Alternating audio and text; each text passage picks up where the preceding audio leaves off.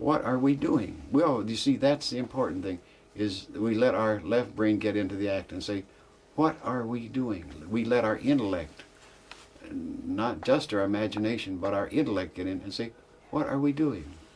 Well, we finally got around to thinking we have a pretty good way of defining, of stating what we're doing. And that is that we as humans, and let's take the simple ratio of here we are now, and we are focused our attention in time-space, and we are very much, say, if you were watching this particular film, you would be focused your attention here. And that is that type of phasing. We are in phase with time-space. Now, if you don't look away from the TV or something and are thinking about what you will do tomorrow morning when you get up, you are a little bit out of phase because you're not concerned with this here now. You are thinking and doing nothing but thinking. And when you do that, then you're a little bit out of phase with time-space. So you can get the patterns of phase relationships. You're still here, and your consciousness is not only here in your physical self, but you're a little bit out of phase. And as you do this a little bit more, you get beyond inattention. You have what we call daydreams. So you are focused very much in your mind here, but your body's here, and you know your body's here, and you know you're still in time-space. And so there is a phase relationship. Say 60% of you is still in your physical consciousness, and 40% is over here daydreaming somewhere. And if you move it a little bit more, you get into such things as out of control phasing that are caused by alcohol, for example, and you're drunk, or drugs and you're all on some drug high, and it's all uncontrolled, though. It's tremendously uncontrolled, and you can't start it, stop it, but you're out of control, but you're out of phase. So you are perceiving two things at once, the out of control stuff here, and you have physical matter. And there begins the other very serious question, is that the person who has dementia or some form of psychosis is in a dual phase relationship and cannot differentiate between the time-space physical phasing and this other that he perceived. So he sees little men and he hears voices and all kinds of things that are coming to him from this other phase relationship, and he can't explain them. And so he tries to mix the two to the degree that they are both the same thing when they're really not the same thing. So he goes into a mental hospital, or they give him drugs like beta blockers to stop this other phasing. So if you think of that moving onward out through there, you can see what I mean by phasing. I can probably say, take a piece of paper and say, this, for example, is a phase relationship, and that's totally focused. Can you see it on the camera there? That's pretty good, isn't it? You don't have to focus it tight, but just get the angle. Now, as I turn this is moving slightly out of phase. So you have difficulty seeing the print more and more until this way it's very narrow. You could not even define what that is. It's just a line there. And if you're trying to read this, you're having great difficulty because you can't even see it at all now. Now you're seeing another type of something. You're seeing not this, but something else. So you're completely out of phase with time-space. So it's that type of thing. These are ratios, and everything is ratio in terms of consciousness.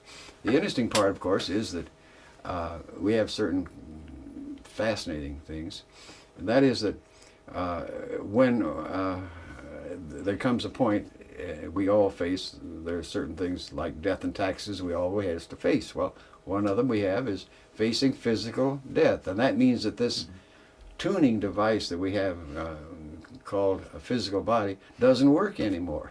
So we have to phase out of it. And we're completely out of phase, and this doesn't work, so we are totally there. Again, our consciousness is not dependent upon this. It's over there. And being over there is, again, a reality. And this is the thing that you begin to understand the more you get into this, that there is other realities which this mind that we have, this human state, can be conscious over in these other areas. And you can learn and do this long before you're forced to drop this physical body and go on. You can go play there. What Have a is lot of fun. what is the Yes. significance, Bob, of this ability that you've proven that we have to contact these other realities or other phases? I think the most important thing, first of all, is to understand these ratios, so that we can begin to, just like we do with all of our physical sciences, classify plants, biological sciences, begin to classify these other states of consciousness as to what they really are and explore them.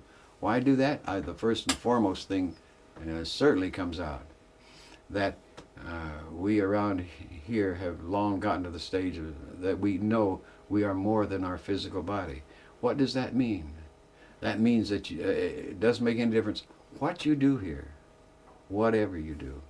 And this is contrary to a lot of belief systems, no doubt about that. But whatever you do, your performance, your behavior here, doesn't mean whether you're going to exist or non-exist after you die physically. You can be a wonderful saint, or you can be the cruelest person you can think of, but you're still going to survive physical death. That's an automatic thing. And this process lets you begin to know that. Not believe it, but know it. And there's a great difference between believing and knowing, a huge difference.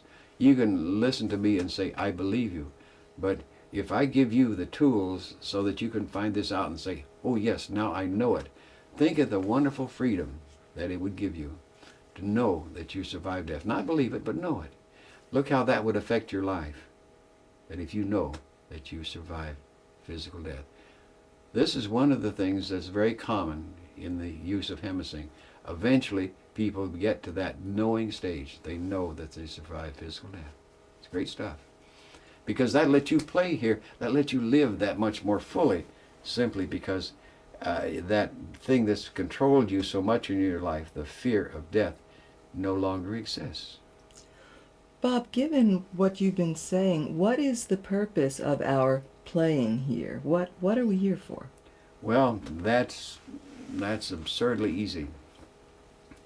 And I say absurd because it's so apparent once you begin to look at it with what I call a different overview, from another perspective. Look at it.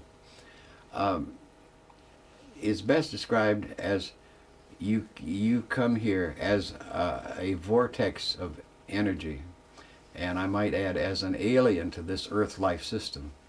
You don't belong here, so you try to change it. Humans try to change it. They don't like the way trees are planted, so they plant them in rows when this system says do it this way, and they want a nice tree. That's typical of humankind. But why do we come to this thing we call the Earth and live on Earth and be human? Very, very fascinating but obvious answer. And the more you look at it, the more obvious it becomes to you. And that is that you came here to learn. Now, what did you come to learn? These are nice, neat questions.